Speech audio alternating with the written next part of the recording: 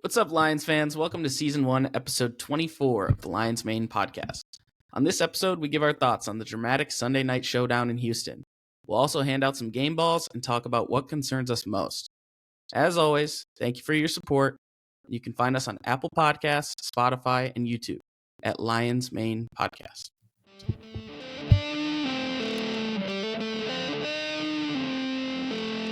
This is the Lions Maine Podcast. What a game, honestly, and I don't think it could have ended any better. Horns down, baby. Horns down. Horns down. Jim, I think when we were all texting in our group message, especially in the first half, you were saying how this was, in the first half alone, this was the most pathetic showing since the Baltimore Ravens game last year. Yeah. You think it was that bad? I think look, that's why I said since that game. I'm more of an optimist about the Lions, as I think you all know. I usually, even if I'm stressed out in the games, I'll usually be right back in it. And especially long run, I take a positive view. But that first half was, the Baltimore game is another level. Like, I don't think we played that bad since that game. Right. Even though our team's capable of playing that bad, but that was as bad as it's been since that game. In that first half, Yeah. like, defense was not playing horrible. But when you get all that pressure on you and the offense is doing nothing and making mistakes, the floodgates were opening up a little bit. So that's why it wasn't as bad as that Baltimore game, because at least one side of the ball was trying to keep us in a game, but right. wasn't pretty. Nothing really about The the first Baltimore half game. Sorry, I didn't mean to cut you off. That's okay. Jump off a bridge, but go ahead. The Baltimore game was 35-0. Yeah. No, it's the worst game since that. I'm not saying it's. My Right. point was It that wasn't it's too the much worst they've better looked than since that, though, game. Drew, going into the second half. So, it Right. looked like we were about to get our They're ass getting the ball kicked. back. It did, yeah. Is that Baltimore game the worst game under this regime? Yeah. Hands down. There's down. some other bad games. It was bad because we were a good team Oh. last year, but go look at those Patriots, the Cowboys games, some of them. Oh, yeah, the Patriots, because they were also like a not good team. Was that 20-0 24-0, I think. 26, yeah, one of those two. Bad.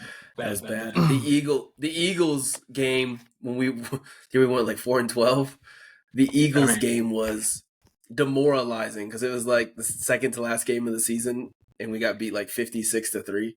Something ridiculous, something crazy. Yeah. Second half of the night. Second half of the game against Niners. Yeah, okay, that was. Yeah, but even that, like, it wasn't we didn't. Even then, like, it was sucked the way we lost, but I don't even think we played horribly. We just made like crucial, bizarre mistakes. Yep. Like, it was different. Like that Ravens game, the first half last night, going back years now against the Patriots, against Right. first season Eagles, Cowboys, that we just truly stunk. 49ers was like we just the 49ers game was, I put my hands up in the air, watch the ball bounce off the helmet, and say, like, what is God? Like, this cannot be happening. This is unreal. This is some fake Madden shit. Kendall Vildor. Who actually played? on the team. Name will go down in history. No, I think maybe this is a question for you guys. Are you more concerned when we can't score or we can't stop a team from scoring? I'm more concerned when we can't score because that's our identity. I agree. That's been what's been true the whole season. We've been good on offense. When that's not working. Yeah, but look at what happened in the second half. Like, it comes around eventually. I don't think like our offense is going to truly get shut out for a whole game.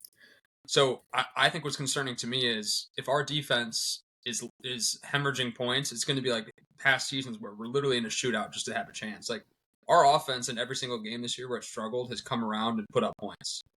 Yep. Yeah. I'm actually surprised that Kane, you and George say that because I'm kind of siding with Jim. I'm way more concerned when we can't stop, like, because if we line up like their best against our best and we can't stop them at all, it's literally what we do to teams, I guess. And I've seen what happens when we can, like the Lions offense can just run up the score and just establish its dominance.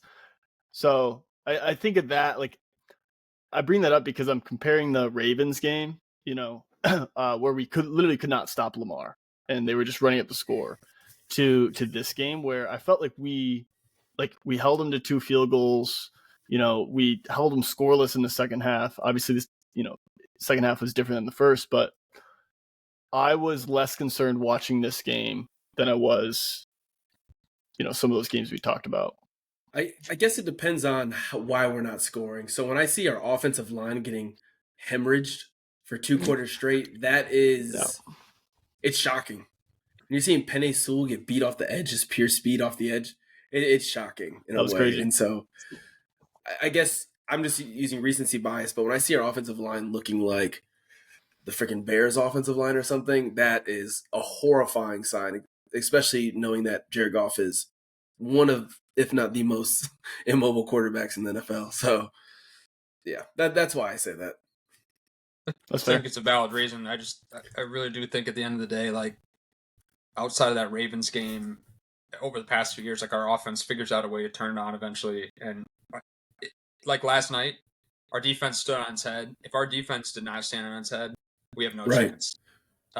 If our offense, if and the opposite was true for years, where our offense had to do everything, and like, yeah, we won 12-5 last year, but we're clearly a better team this year because the defense can actually match the offense. So for me, to get to a Super Bowl contender, like, you need to be what we are on defense this year, which both sides of the ball can pick up the other one. The concern for years has been the defense just screws the offense, and like, that's a nightmare for me if the defense can't hold up its end of the bargain. Because the Chiefs, Mahomes is awesome. That Chiefs defense is rock solid.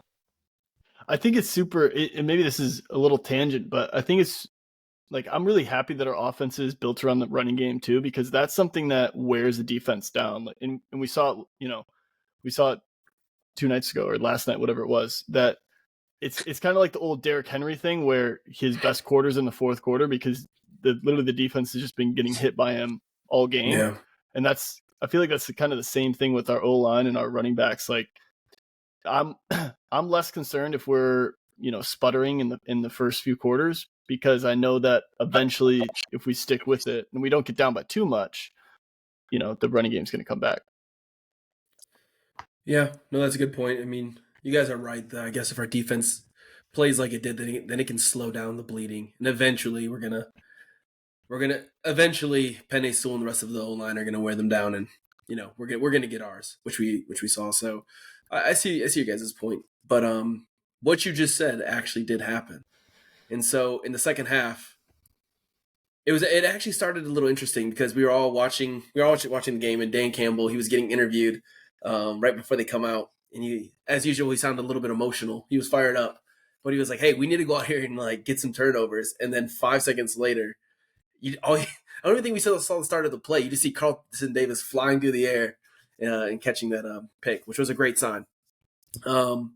And then the entire second half, man, I mean, it was a completely different ball game. And as good as our defense was in this first half, the second half was even way better. Way better. I mean, we held them to 0 points. I think Carlton Davis's best game of the season. What are you guys' thoughts on the second half? Yeah, I mean, for sure, his best game of the season. And the defense was good in the first half. Like, I shouldn't say good. It was good enough. It got put in horrible situations time after time. So, like, it did what it had to do to, I guess, keep it to 23-7 instead of like, 30, 35 or something just insurmountable and something totally embarrassing. But you're right. Second half, like, the first half, the defense was good, but just made a couple critical errors. And the second half, they did the exact opposite. Instead of making critical errors, they forced critical errors. And the run defense was insane, like truly insane. Their run defense did well too, but our run defense literally just completely stopped Joe Mixon. Less than 2 yards a carry. Crazy. Yeah, shout out to Pat O'Connor. Go ahead, Drew. I have we'll get into it more with our game balls, but just to your point about Carlton Davis, I thought that, and we've known that, all season the shine has gone to the safeties. Obviously, PFF number 1 and number 2 graded safeties in the league, but I thought that this game really, I thought it was the corners that kind of shined. I thought Amik played really well. I thought Carlton Davis obviously had his breakout game as a Lion. We won't mention TA, I know I don't want to trigger Kane, but I did think, outside of a couple of those bad plays, the corners really did Stepped up. kind of shine. Yeah, stepped up. They did step up. I'm not going to gloss over the safeties because Brian Branch had about 3 pass breakups. Perfect textbook, flying through the air, perfect hand placement, dude. I used to play safety, so when I see these things, I get up on my seat and I'm like, let's fucking go! 3rd down? Get the fuck out of here. Pump that ball. Pump the ball, Stroud. So, yeah, awesome game from all the DBs. Yeah. Is he? We didn't plan to talk about this, but is Brian Branch moving into one of the best draft picks under Brad Holmes? Is he moving into that territory? I mean, we got Amon-Ra, we got Penei Sewell, we got obviously a handful of others, Aleem. Aiden. Definitely. Aiden He's Gibbs. definitely in that conversation. Aiden, but that's like... Yeah, I mean, yeah. So, yeah. Brian Branch is a top safety in the league right now, so he's definitely... Is he a top 3 pick? Is he a Brad Holmes top 3 pick? There's an argument for and against it. Say it again. Yeah. There's an argument for or against it because he's literally just terrorized the draft. He's literally been insane. Like it's like some of those like runs like the Seahawks had at like 15 years ago where they just like hit like 3 drafts in a row, hit on like 4 Pro Bowl level guys. Literally nuts. Right. By the way, Jack Campbell looks like he could be a Pro Bowler this year. I mean, he had a couple sick pass breakups. He did, actually, yeah. And I noticed that they did target him, especially in some one-on-one matchups with the tight end, and he had, 1 or 2 good big pass breakups. So, no, you're right on that. I mean, the jump he's made from year 1 to year 2, he's one of the top linebackers in the division. If not the league. It's been crazy to see the way he's been playing in coverage. I mean, that was one of our big concerns coming into the season. And I know seeing him he's gone out and lined up against tight ends out in the slot and played really, really well. Yeah, no, definitely. You could even make an argument that he's the best linebacker on our team, especially this year. Has had the best performance. If you guys had to choose Kirby Joseph or Brian Branch, you gotta pick one. Who are you taking right now? Brian Branch. BB. I don't want to pick. That's because other people already picked. I'm not going to pick. Right. I'll probably chuck it up to BB, but man, Kirby, he's number 1. He's number 1. Brian Branch is number 2. So hey, it is what it is. I think I think Brian Branch plays a harder position, and the fact that he's so versatile, and they moved him from that nickel position back to safety. I do hate that argument because like they always ask him like all the like reporters, and it just shows that they like don't know ball. They're like, how does it feel moving nickel to safety? It's like, dude, he is a safety. They moved him to nickel because like they weren't gonna play him, out of position over who was the guy that went back to the Eagles? CJ Gardner-Johnson. They weren't gonna play him. They weren't gonna be like, hey, this rookie's gonna play over CJ Gardner-Johnson. But no, I get what you're saying. He is way more versatile. You see him come up in the run. Kirby did hit Mixon's knees a couple of times, and I was like, you better watch out, Mixon. He's coming for them fucking knees. So from ACLs. He is. Before we get into like our the segment that we always love talking about, our game balls, what did you guys? Let's go ahead and just evaluate Jared Goff's performance. Let's be honest about it. Jim, I know you got some thoughts. What do you think? Well, definitely his worst game of the year, and arguably it's probably his worst. Oh, you think? Yeah, I do. And probably his worst game since the 2022 season.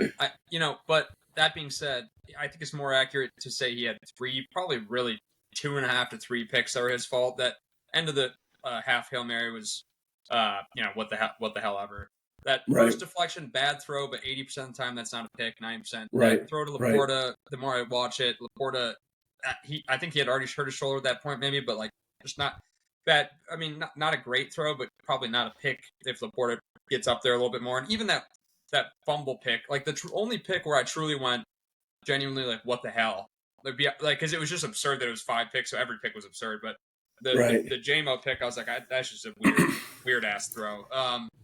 But I think what was worse until like kind of the last quarter, until the fourth quarter, which I'll give a quick caveat and then let everyone else talk after this. But I really thought it was bizarre how many times he looked a little panicked with like his throwaways. Like there were several times where he just chucked it at into the people's dirt. feet. And I couldn't tell if it was a horrific throw, if it was a like throwaway, and I'm sure they were throwaways, but I was like, that's like why the guys? I mean, even if he's slightly covered, like that's a throw you try to fit in there, and I think he was just trying to harm mitigate at that point. The one thing I'll give him is in the fourth quarter when he needed to chuck the ball a little bit, he did. It wasn't down the field, you know. It wasn't also all dump offs. He was thrown to Amon-Ra, you know, picking up 6, 7, 8, 9, 10 yards. That one throw to Jamo, which was one of the sickest catches I've ever seen, just because he got blown to smithereens and still caught the ball. So, you know, at the end of the day, do I think it's truly a 5-pick game? No. Do I think it's a really bad game for him? Yes, but he's had horrible games before, and we've seen it, even like 2 or 3 game stretches, and then he's come right back and been, you know, QB1. And so am I worried about it? Like some people are like, oh, you're worried about the rest of the season? No. But, you know, I definitely am happy that game's over for him because that was not his best performance. Right. Drew? Yes, I'm I think you hit the nail on the head. Some of those it felt like after we came back into the second half, he was turfing so many balls that were potentially catchable, and I felt like the pressure had been getting to him or was in his head. But obviously, yeah, it was. Hopefully, he buries that game tape. And I don't know if you guys listened to the post game presser, but one of the silver linings is that it didn't shake his confidence at all. He was like, you know, I kind of liked what he had said in the post game, which was just like, yeah, you know, I could have been better out there, but I don't think that a lot of those throws are, you know, interception worthy. I just didn't think it went our way. And Dan Campbell kind of said the same thing, which happens to teams. And so I wouldn't be surprised at all if he comes back, you know, especially in this next 3-game stretch. We're playing, I believe all 3 teams are sub 500. It's kind of like a little stretch for him to get back on track. But yeah, I did put a future on him to win MVP, and I feel like that is out the door at this point. Hey, he's got to go absolutely bonkers these next 3 weeks. He's got to go ape shit if that's gonna remain true. So I think what this game proved is that it is a team sport. I mean, everybody was thinking MVP before this. He kind of blew those chances. And then when we're seeing him throw the balls into the dirt, he's obviously thrown the 5 picks. He looks like he's crumbling, but he came back and won the game. So that's huge. That's tough to do. And that's when you rely on your teammates. Jake Bates hitting those kicks. Jamison Williams stepping up, making those crazy catches. So I think, if anything, this proves that it's always been next man up, but it comes down to even the position, the defense stepping up.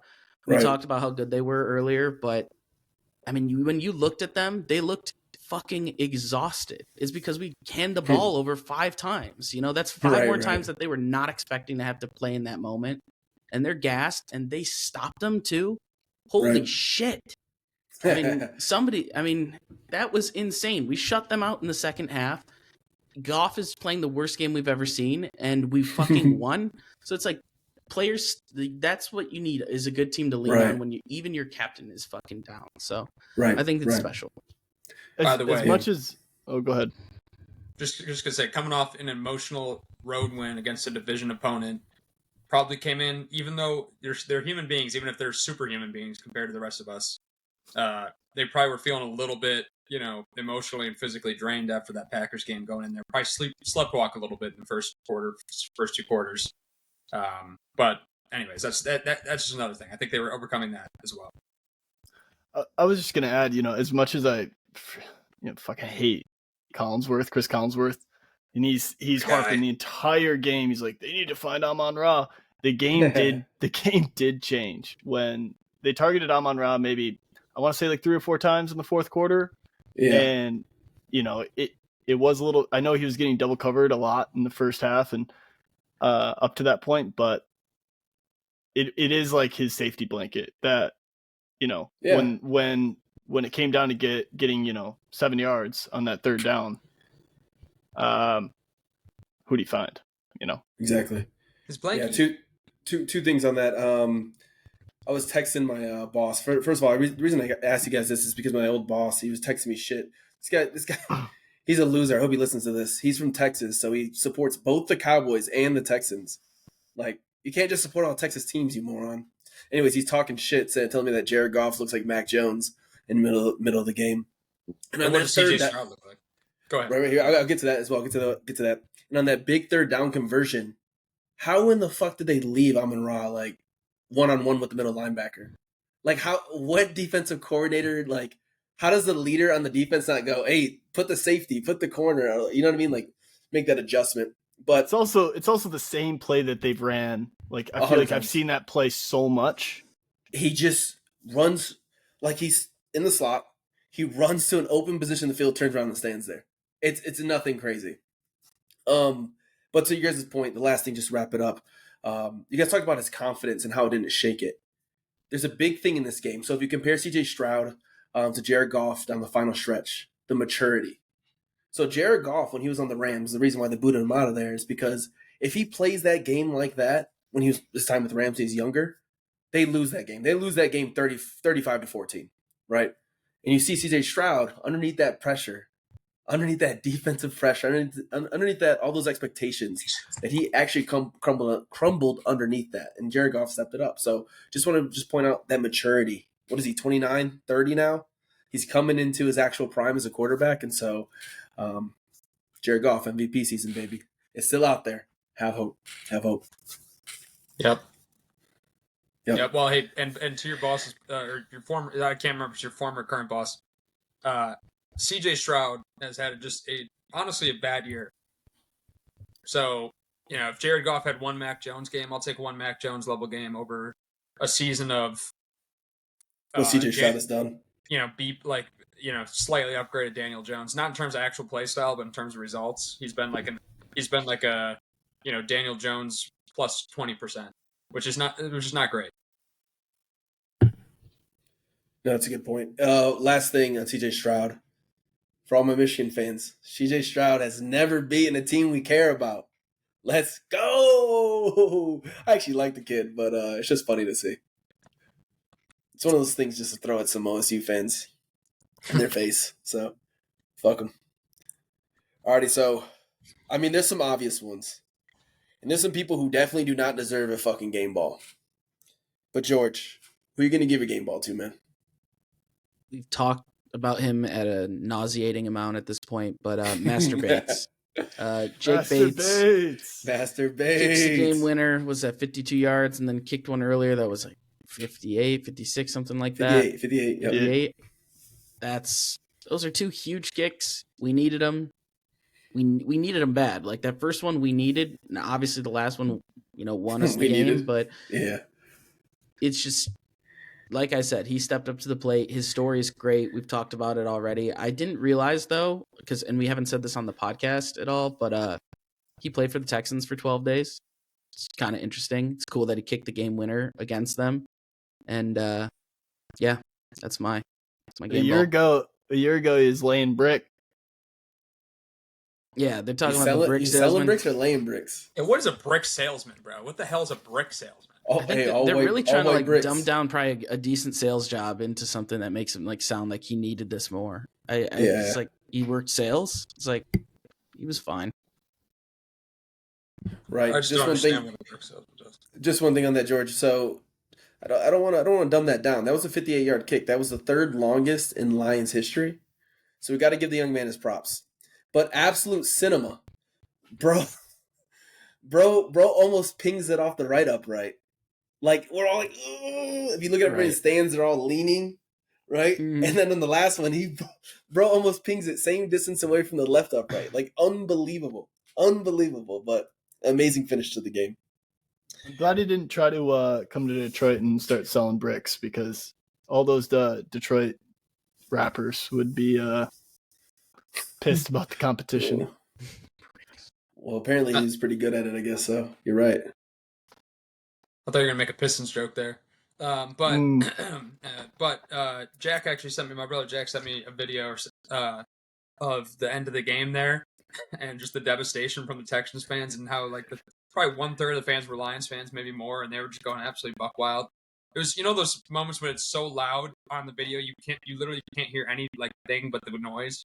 You can't hear any of the individual noises. That's literally what you could hear. People screaming in the background, sound like I think that's all you hear. And just they're all hitting the L to a bunch of Texans fans. Awesome video. It's funny. The balls on them. It sounded like the Lions traveled well again. Lions fans. Sounded like did Jack say we were like half the stadium? Not quite half. I think Texans fan base is a little better than some because they're Texas, but right. I think it's probably a third. Is what he was getting at. Which is look for an away game across the country. That's pretty phenomenal. I mean, you could hear on TV the "Let's Go Lions" Jared Goff chants. Oh yeah. 2 false starts apparently. The Lions fans made the Texans false start twice in their home stadium. But so you're saying there was still more red than blue? In Texas, there always will be. Nice. Come on, man. Nice. Drew, did you order that Jake Bates jersey yet? I did. I definitely did. Yeah. So I obviously you guys saw this. I was texting the group. After he made the 58-yarder, someone had said like, "Hey, you got to get the jersey," and I said, if he hits the game winner, I'll buy it. And so I was literally like not responding to any text messages after he hit it. After he hit the game winner, and was just trying to find there's not a lot of Jake Bates jerseys out there. I bet there's a hell of a lot more after last night. Dude, your jersey was $9. I saw. Is that literally just going to be like a piece of cloth with some numbers drawn on it? Hey, shout out Alibaba. Shout out Temu. Shout out Jack Ma. Hey, well, when it comes in, you got to be wearing it on the podcast. We want to see that. Hey, hell yeah. Hell yeah. I'm gonna show up to the game. I'm going to the Bills game. I'm gonna show up in the jersey and just in the off-color Jake Bates jersey. Off-color and just with a piece of white tape, just draw in master. You should. That'd be dope. Some lady with the kid's gonna come up to you and say, "My children are looking at that." Good. Teach them young. I wanna. So moving on from that, I want to go ahead and give a. This is my game ball. This is the person who I think deserves it. A little bit sentimental in my feelings. J-Mo is just a human, man. He's just a human being. Just a young guy trying to live his life. Gun laws? What is that? I mean, he came back and he performed. That first scoring drive, he had 2 massive third down conversions. One where you can contort his body, caught it behind him, to keep the drive going and ultimately bring up our first score. Without that, we could go into halftime, down 23-0. So I just want to go ahead and give a shout out to J-Mo for that, as well as that massive that massive catch in the end of the game, like you said, Jim, where he got obliterated, held on to it, and then kept driving his feet going forward. The dude's young, and we know that a lot of people in this league can be affected by, some of the external pressures. So for him to come back after all these different suspensions and injuries, and again, put on for the city and have those 3 massive catches, I just want to go ahead and give him my game ball. So a little probably less deserving than some of the guys that really shut out this game, but I think, my already deserves this ball. No, I thought it was interesting that, it felt like they got him involved pretty early. And I don't know if that was part of the game, part of the game plan or an adjustment once they saw Amon-Ra, how they were guarding Amon-Ra. But I kind of love that if it's from the coaching staff, because it's just, establishing that despite, everything that's happened, that he's still a focal point on this offense. And obviously he showed out. I'm so happy. On the one he double caught, I'm just so happy that he came down with that, because I was not ready for Lions Twitter to, and all the shit they were going to say if he had dropped that. Yeah, no, you're right about that. I think even what was it? One of the Tarico not black even said that when you have 2 weeks off, you got to get your hands, man. They might not be fully operating. Sounds like something Collinsworth would say because it was stupid, but he said something along those lines of got to get back into the flow of things. I hated that hit on him. The one that looked like it knocked the wind out of him. That shit pissed me off, because they're hitting him so fucking hard in the back. It's like, dude, he's down and he's skinny. So I fucking hated seeing that, bro. It made me so sick. What's wrong with being skinny? What do you mean? Hey, skinny with bad knees. Hurts more. What's wrong with that? I mean, if you have a bunch of fat in your belly, getting hit in the stomach doesn't hurt as much. It's simple shit. But Wouldn't know. skinny, yeah, right. Anyways, hate that hit. Made me sick. I was pissed. Crazy he held on to that. He fucking rocks for that. Yeah, no, but to your credit, Drew, you said that they definitely were getting him involved a little bit earlier, him and Laporta. So I'd love seeing that. So I know you guys are probably going to talk about, for your game balls, the defensive side of the ball. Jim, why don't you go ahead and start? Yeah. I think there's a lot of people on defense that could get a game ball here. I think a lot of guys look good out there. Jack Campbell had a great game. Aleem had a great game. I think James Houston doesn't deserve a game ball, but had a nice bounce back game.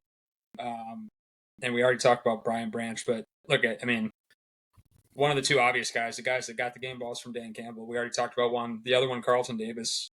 2 picks, I think 2 pass breakups as well, 4 tackles, great coverage all game. Granted, they didn't have Nico Collins, but they, for the most part, in the second half particularly, they kept C.J. Stroud in check and really frustrated him. That first pick was obviously just hilarious timing, right? As Dan Campbell saying we need an interception, he turns the ball over.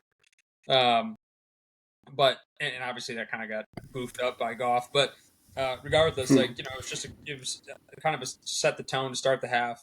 And then the fact that defense came back out, including him, and stopped them right away after that turnover was awesome. But that second pick was huge. That went from a demoralizing back-breaking touchdown to the exact opposite. Right. They were in the red zone. Probably we're going to get points. Probably go up by 13 points.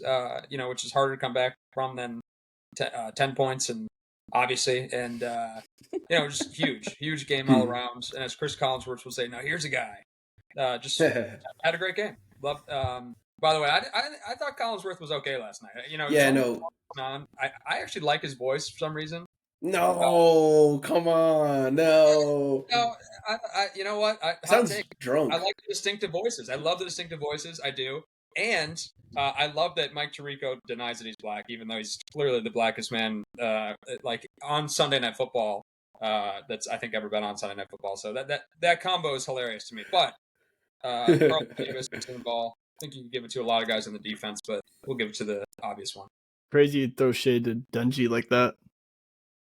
Well, look, Dungy is probably less black than Mike Tirico, but at least Tony Dungy says, "Hey, I'm black." Mike Tirico thinks he's Italian. Your mom's black, buddy. First black Super Bowl winner. Tony Dungy. As a coach? Yeah. Yeah, as a coach. Mike Tirico. As a coach. What are you saying? Thanks for clarifying, Kane. Tirico's Italian, so it couldn't be him.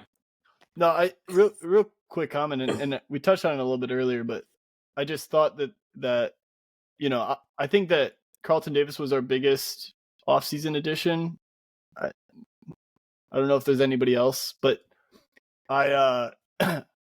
he was featured in the press conference after the game, and I love to see these guys that aren't like long time Lions just come in and say, yeah, it's all about grit. That was his whole thing. It was all about grit. Yeah. Like, we're a gritty team. And so to come in and, not be here last year, lose to us in the playoffs last year, and to come in and just buy in. And he's like, I love this, I love this fucking team. And have a game like this. And he even said it. He's like, to have 2 interceptions in a loss, like, it's like, doesn't mean anything, but to be like a huge part of coming back and winning this game and having 2 picks, like, that's huge. That makes it all the more better. I don't know. It's fun for me to see like guys come in and buy in to this thing that Dan Campbell, Brad Holmes, this team has been building towards over the last few years. I'd love to see it. Yeah, 2 points on that. So just to give him his flowers, Carlton Davis had his number 1 PFF graded game of the season of 91.3. The only person better than him was Frank Ragnow. So give him his flowers. But last thing, you talk about the buy-in and players coming in. Did you guys see what Zadarius Smith was saying, like during the game and after the game? Essentially, the reporters met up with him after the game, and he was saying like, hey, Dan Campbell, he told me, he's like, because it was the bye week, they wanted to give me this week off. He's like, because of the hurricane, I didn't get time to go to my family. He's like, I didn't want to go down there. He's like, Dan made me take the week off. And he's like, and that right there shows me how much they care about their players. And it made me want to suit up even more with my brothers this week. Unfortunately, he couldn't, but buying in right there. Dan Campbell is he used to be a player. He's a player's coach, a true one at that. He's not one of those players coaches where like the players take advantage of him and like do whatever the fuck they want. He's a man of integrity. He's a leader. He's a father figure out there to these guys. And, it's getting these guys to buy in. So I love that. Do we want to talk about Za'Darius real quick? Before we get in, because I've got my game ball, but George hates him. George, Jim, and I we were at the Pistons game on Friday. I was back home in Michigan for the weekend, and he was there getting a jersey, a Smith jersey, which was pretty sweet. I don't know if you guys have any. I mean, what do you mean? Yeah, cool. It's cool as shit. I mean, cool is to see him number one. I feel like what's been really cool to see over the past couple of years is all the Detroit players buying into, like the Lions players buying into kind of like being a part of Detroit, being a part of the metro area, being a part of the state. It does really feel like, and I've heard a lot of, and sometimes you think it's lip service because, like, of course you want to say, oh, I love the fans here, but like even former players like that were here for like 2 years, like Nate Burleson, are like, I love Detroit. Like that's my favorite team I played for, because our fans, even though we have some toxic idiot fans who are going to say stupid shit and going to be horrible, for the most part, like even in Ndamukong Suh, like most of our fans will, if you play hard and are, even a league average player, like people are going to love you. So I think it's cool that he came out and is already getting involved, had the 313 hat on. He's ready to rock, man. He was wearing he was wearing at the game, so he got a huge round of applause when they announced him. Yeah, he was wearing the defensive the Brian Branch shirt, double bird to the Packers fans. That I think was it Kirby passed out? I don't know if Kirby had him made or something, but Kirby's got his own merch, so I think Kirby made them. But those were awesome. I'm kind of happy he sat out, and here's why. I think we're 3-0 since Hutch got hurt, right? He got hurt during Dallas, and what was it? It was Minnesota. Was it Minnesota, Green Bay, and now Houston? Tennessee. Right? What's holding us back? Tennessee. Are we 4? The Minnesota game was after, though, right? After the Hutch injury? Yeah, it was. Yes. All right, so we're 4-0. We're 4-0 since the injury, and all 4 wins have come pretty differently, in my eyes. Drastically different games, and I think it's a huge message to the team that it's almost like we don't need Za'Darius. We're winning these games without him. Like, he's not coming in as a solution to this massive issue. Like they're a Super Bowl contending team without an elite pass rusher.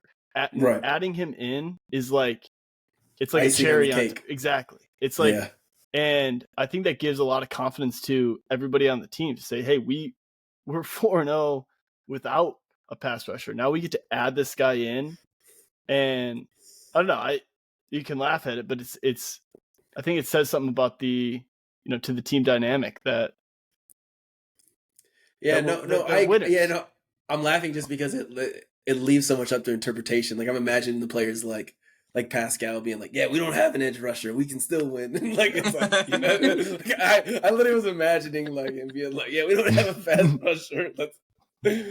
No, but you are completely right. And I think when we talk about to one of our friends, Dean, he was like, well, I mean, we're a Super Bowl contender anyways. We don't need to go ahead and get a big expenditure, on our books.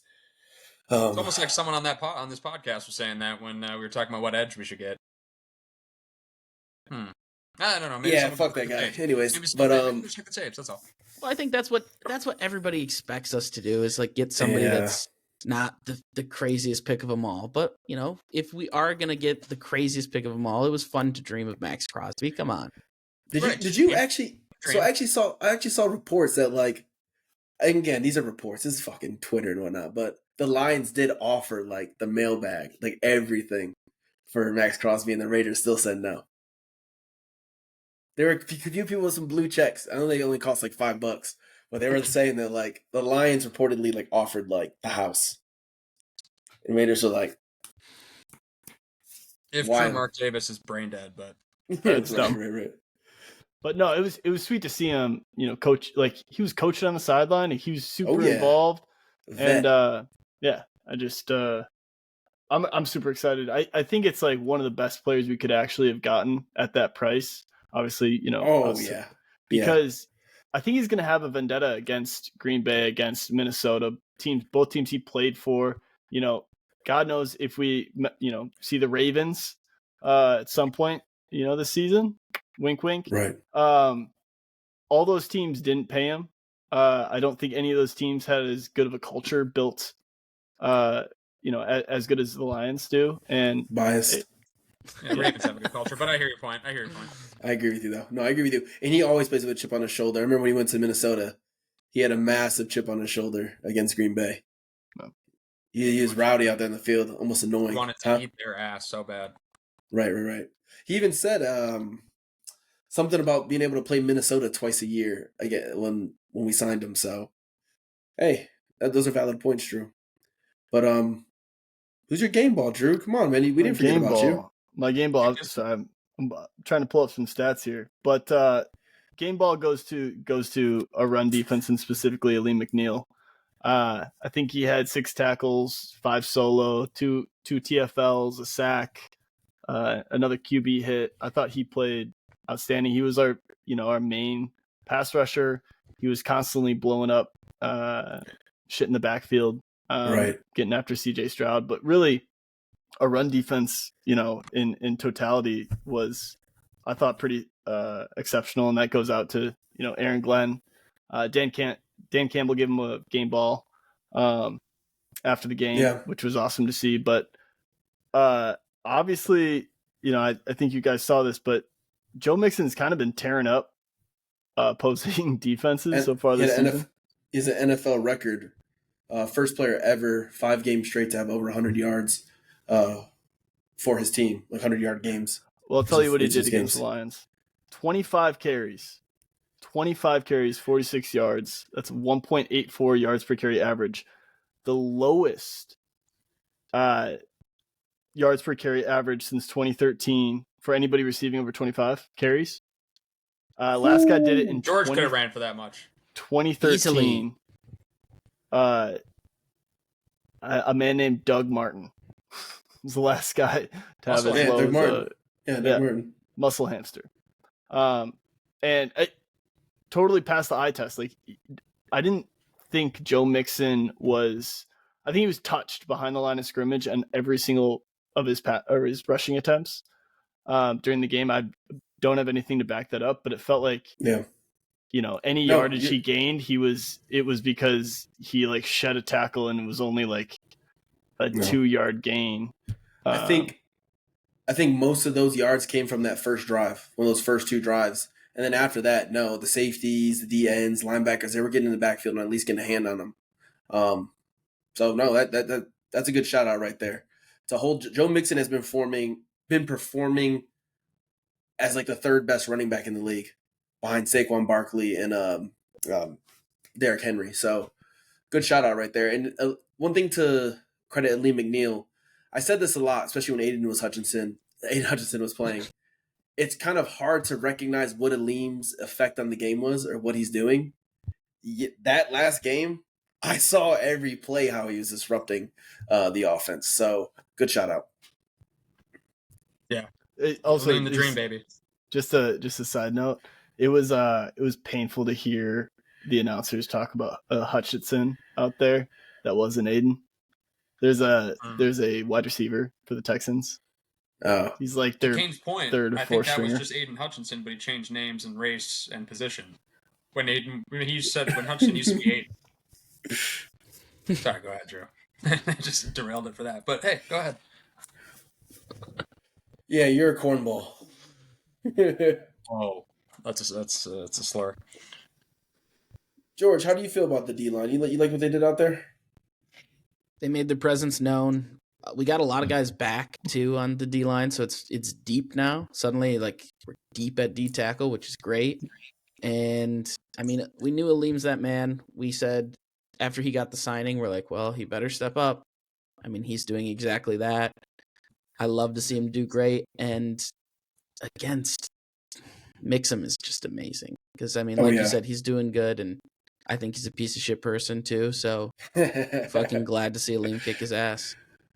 I think PFF had Aleem ranked the number 5 defensive tackle coming into this game. So I know those PFF ratings don't mean shit really, but like it's good to see when it goes across the banner that the rest of America can see that you have the number 1 and number 2 safety and the number 5 D tackle in the league. So and shout out to Aleem, who his rapper name is Dream. So check out his music. The Dream. All platforms. He brings the boom, baby. But honestly, fuck all that. You guys are happy about that game? Like seriously, like in the grand scheme of things, that makes you feel good? It makes you feel good playing that fucking bad? Oh, shut up. All right, Jim. Does anything concern you going in? What is life? Are we not supposed to be happy about life? Are we not supposed to be happy about tremendous comebacks? Are we supposed to just go, fuck that? You got the Bills on December 15th. What concerns you about this game going in that game?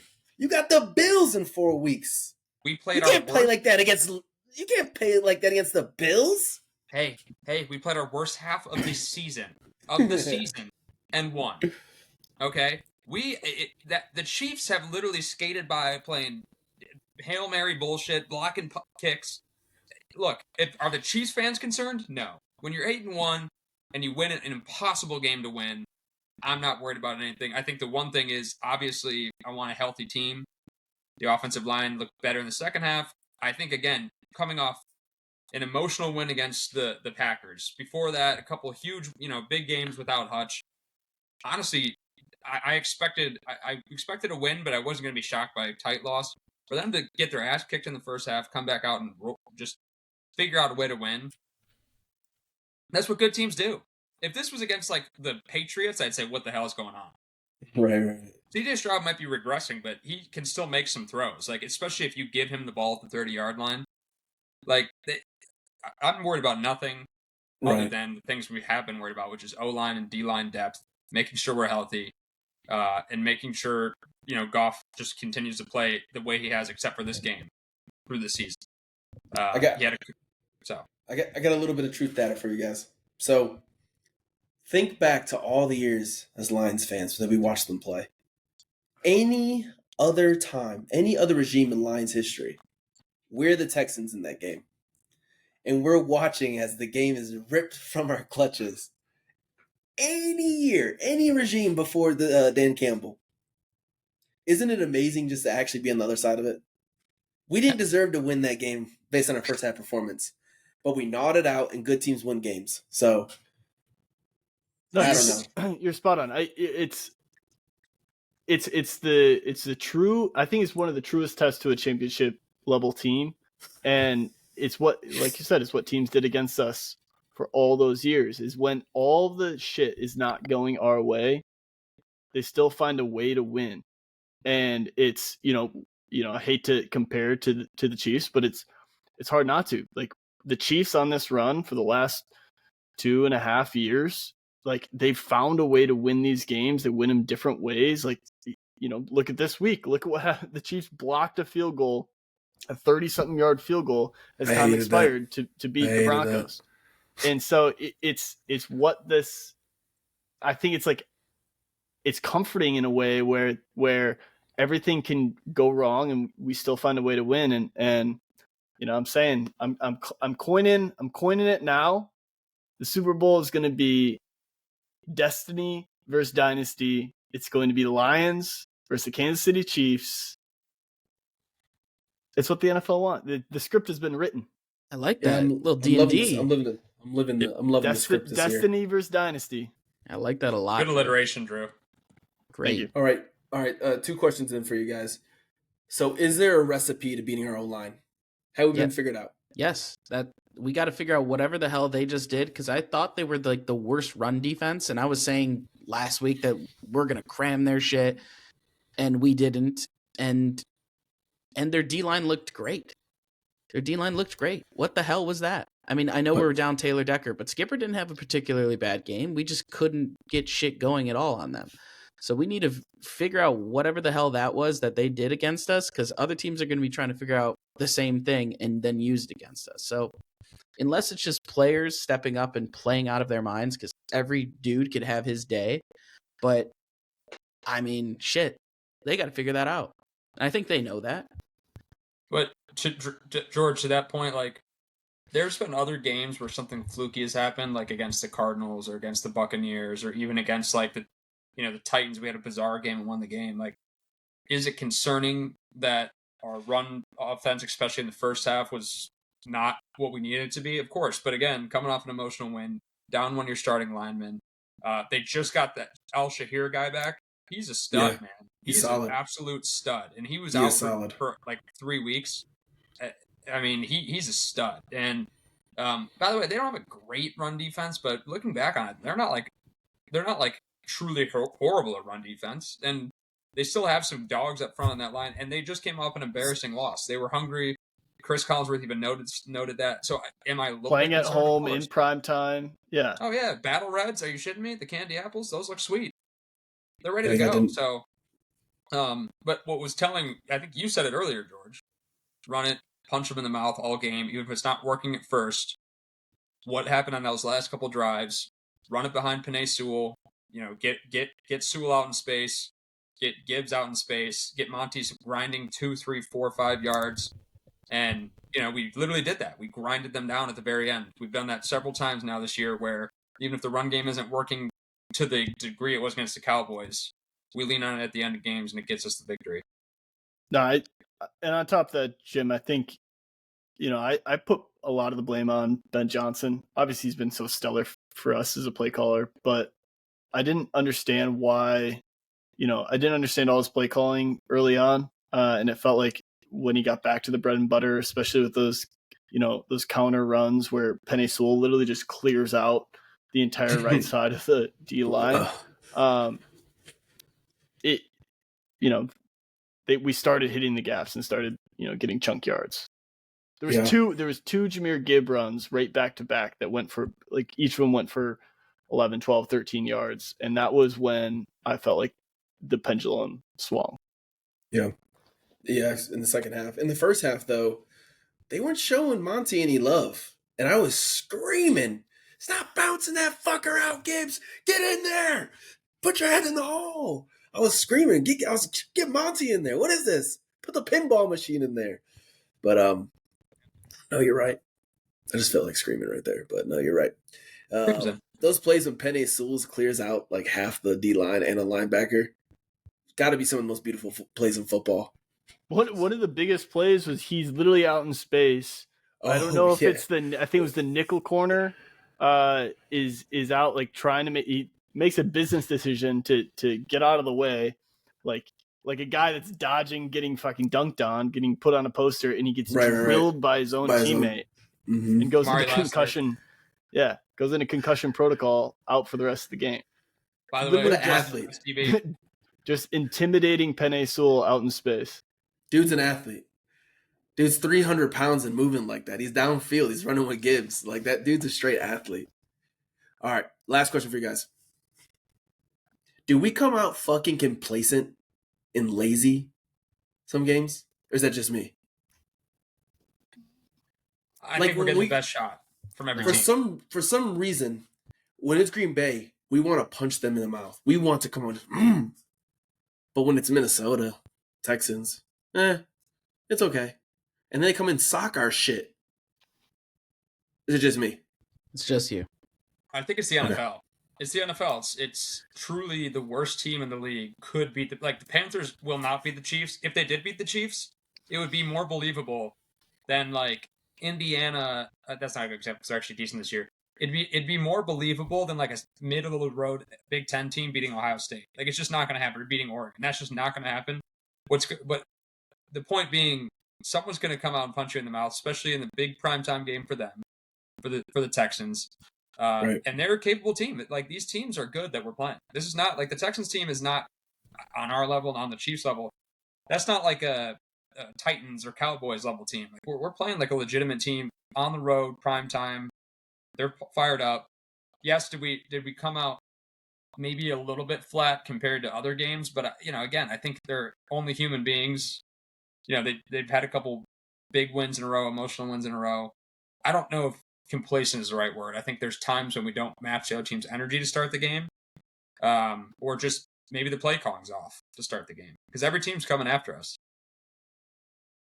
Yeah, I think you're spot on, Jim. I think it's less about who we are as a team and more about getting everybody's best game. There's a target on our back, and that's what Dan Campbell said in the press conference after the NFC Championship loss last year, is that it's going to be harder this year because of that. Right? It has been, but we're better. We're better than we were last year. So none of you guys have any concerns. I think we're 8-1. I already said them. I think it's hard to have concerns when you're 8-1 and then the next 3 games are against the Jaguars at home, the Colts with who knows who their starting quarterback's going to be, and then a Bears team that is about to fire their coach. Like, that's our next 3-game stretch. Talk to me after that Bears game when we've got the Packers looming, and I might have some concerns. But like, we should go 3-0, even if we go 2-1 in this next stretch. I think that's where I want to go to wrap this up. How good is it to see how bad the Bears are? I'm a Caleb Williams hater, but to hear everyone think, yeah, he's so good, he's going to be the next Patrick Mahomes. Bullshit. He's a loser. He's a loser. And guess what? Whatever that interception over is in 3 weeks, that's mine. I'm hammering that. So I don't give a fuck what you guys say. Did you see the clip where Caleb Williams got hit? I don't even know if it was after a sack or just a QB hit, and he's on the ground. He's kind of clutching at his knee. And then one of the Patriot players is the first one to him to help him up. And he's like almost surprised. And there's Bears like O lineman kind of, you see him in the background of the clip, and I'm just like, that's like rule number 1, or I guess maybe just culture. Like, if there's good culture, those guys are running to your quarterback to help him up. You see O linemen all the time get like personal fouls for like drilling somebody that drilled the quarterback, after the play, like just hitting him. And that's not happening. And on top of that, you're having all this DJ Moore drama where he's like not wanting to be there anymore because Caleb Williams is the quarterback. I absolutely love to see it. I love it. Eberflus I'm shocked that I didn't get a news flash come across my phone today that Eberflus was fired. You just lost to the fucking Patriots. You put up 3 points. You put up 3 points against the Patriots. What the fuck? I thought the Patriots were the worst team. I was mistaken. They have Swift, Keenan Allen, DJ Moore. I don't think Odunze. I don't think a receiver. Cole Kmet. I don't think a receiver has come into a weapon-wise. Sorry, did I say receiver? Quarterback. Sorry, I don't think a rookie quarterback has ever come into a weapon situation that is that good. That's ridiculous. And you know what? And you know why I don't like him? And why his teammates not helping him up? Is his personality. He's a shitty, sassy-ass little personality. Sassy-ass personality? Get the fuck out of here. I mean, we saw this. I mean, I feel like we all could have saw this coming. He was like an ass, like ownership of the team. What in the literal fuck are we talking about? He texted the punter, hey, you won't be punting too much. They had like 19 drives straight in the last 2 games where they just punted. Cornball. Well, if we're going to... Go ahead. It's not going to be as bad as I think we're saying, but I think he's not the answer the Chicago Bears are. Dude, you got to understand how bad the Chicago Bears are what the Lions were until, what's his name, died. William. No. Dude, the Bears are that bad of a franchise. You think the Bears' defense is that bad?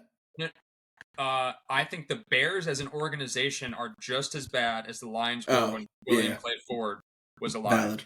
Valid. For different reasons, I think. Well, actually, for similar reasons. They're not like Jerry Jones or Woody Johnson, like these overly meddling owners. They're the opposite. They're like, well, let's give them a chance. They don't want if the reports are true, they don't go after like alpha male, if you will, head coaches like Vrabel, Belichick, Harbaugh, because they don't want someone to overshine basically the rest of the team, which is just the stupidest shit I've ever heard in my life. And it's been said several times that might be true, and it just could be a lie. But because if you look at their last few coaches, weenie, literally the Weenie Hut Jr. of coaching. Right. So They're not alpha enough for you? I'm not saying me. I'm saying that's what people say. They don't want like the big personality. And by the way, they seriously are on that dumpster fire level of organization. Not necessarily the team itself. The organization is bad. Yeah. Yeah, no, I agree with that. I Jim, that was a good point. Honestly, but fuck them. On top of the Bears too, the Vikings, like we might have broke Sam Darnold. I mean, they lost, so they played us. Then they lost to the Rams. They beat the Colts, who I think that was when Anthony Richardson was still starting, and maybe they benched him halfway through. They only beat him by 8, and they only beat the Jags this week 12-6. Stinky. I love to see Sam Darnold turn back into a pumpkin. I think, I never thought he was good. Pumpkin. The MVP talk was insane. Outrageous. That's probably what other people are saying about Jared Goff, other teams. Yeah, but Jared Goff's shown it before that he's a high-quality NFL starter. I don't think Jared Goff's been to a Super Bowl. Jared Goff is... Throw a perfect game. Right. Sam Darnold's 7-2. Yeah. Sam Darnold. Jared Goff still had 220 passing yards and 2 touchdowns. No, I agree. I'm talking about other fans of the other teams. That's what we're saying too. All they do is text me and shit on Jared Goff, and I'm like, why are you texting me? Your team lost today. Stop texting me. People love hating Jared Goff, and I just don't get it. Like, you're a Cowboys fan. Why the fuck are you texting me? Cooper Rush is your quarterback. Fuck off. Nothing better to do. The Cowboys are still living in the 90s. Right. I agree. Well, you guys got anything to add before you end this episode? Anything you want to share with the listeners? Shout out Grandma. Shout out Grandma. George. Pour one out. Jim. Drew and George love alliteration, so let's go cream the Colts. And R.I.P. Grandma. Thank you, everybody, for listening to this episode of the Lions Maine Podcast. Join us on Friday as we preview next week's matchup. Isn't it the Jags? Bang. Oh, it's the Jags, baby. Jags at home. No, it's the Jags. The Colts. It's the Colts for sure. No, it's the Jags. It's Jags at home. Is it? Jags at home. Colts away. Jags at home, then Colts away. Here, redo that, Jim. Why did I Jack get that the so Jags? wrong? Okay, wow. That's why when you said that, I was like, no. I don't know why I had it in my head, but so what you gonna say? Hey, R.I.P. Grandma. The Jags. Pour one out. Jim, go. Juice the Jags. Jagging off. Thank you, listeners, for listening to this episode of Lions Maine Podcast. Listen on Friday in our preview as we talk about how we're gonna shit on the Jags. Jack off the Jaguars.